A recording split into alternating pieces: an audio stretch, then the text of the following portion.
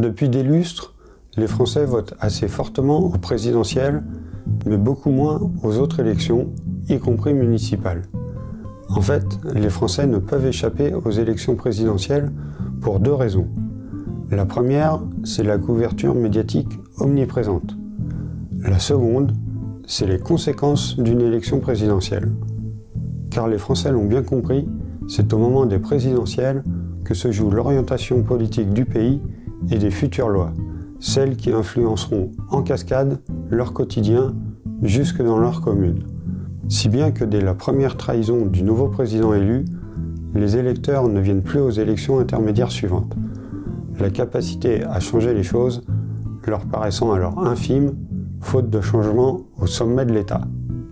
Ce que je suis en train de vous dire, c'est qu'un changement politique réel par le bas, c'est-à-dire par les municipales, ne peut avoir vraiment lieu que s'il y a d'abord eu un changement réel tout en haut, c'est-à-dire par les présidentielles. Et ça porte un nom, ça s'appelle le ruissellement démocratique. Et ce ruissellement-là, je suis persuadé qu'il peut marcher si les gens s'en donnent un minimum les moyens, c'est-à-dire en votant consciencieusement aux élections présidentielles. Le calendrier électoral est implacable. Lorsqu'on gagne la présidentielle, on est quasiment assuré de gagner les législatives dans la foulée.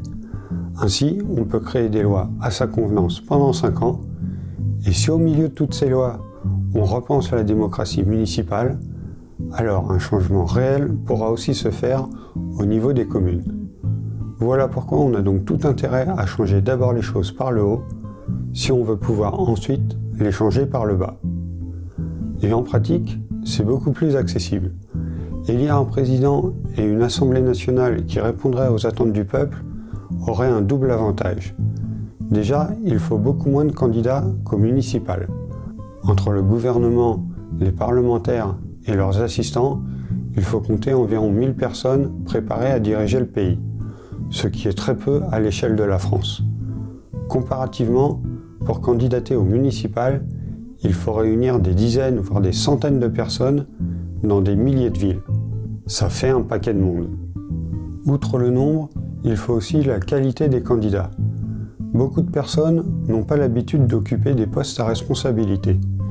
Et faute d'être performantes tout de suite, elles finissent par s'auto-censurer, de peur de ne pas être à la hauteur en tant que candidat ou en tant qu'élu. Et ce n'est pas négligeable, car si pour une législative, il n'y a pas trop de problèmes pour trouver un candidat qui va bien, ça devient beaucoup plus délicat au municipal lorsqu'il faut constituer toute une équipe à l'échelle d'une ville. Voilà donc pourquoi je pense qu'un réel changement politique à la tête de l'État changerait la vie de tous les Français. En plus d'une mobilisation citoyenne et avec des lois en conséquence, on aurait enfin une réelle possibilité de changer nous-mêmes les choses dans nos communes.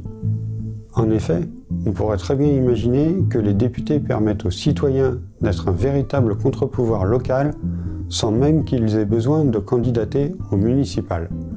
Nous n'aurions alors même plus besoin de faire des listes de candidats sujettes à l'abstention et peu habitués aux fonctions d'élus. L'avenir nous dira ce que donneront les prochaines élections présidentielles. Et d'ici là, que les déçus des précédentes présidentielles se rassurent. Le futur n'est pas forcément une répétition du passé. Voilà, cette vidéo est maintenant terminée. Merci de l'avoir regardée. Merci de me soutenir en mettant un pouce vers le haut ou en donnant votre avis dans les commentaires. Et je vous dis à bientôt pour de nouvelles vidéos. Ciao!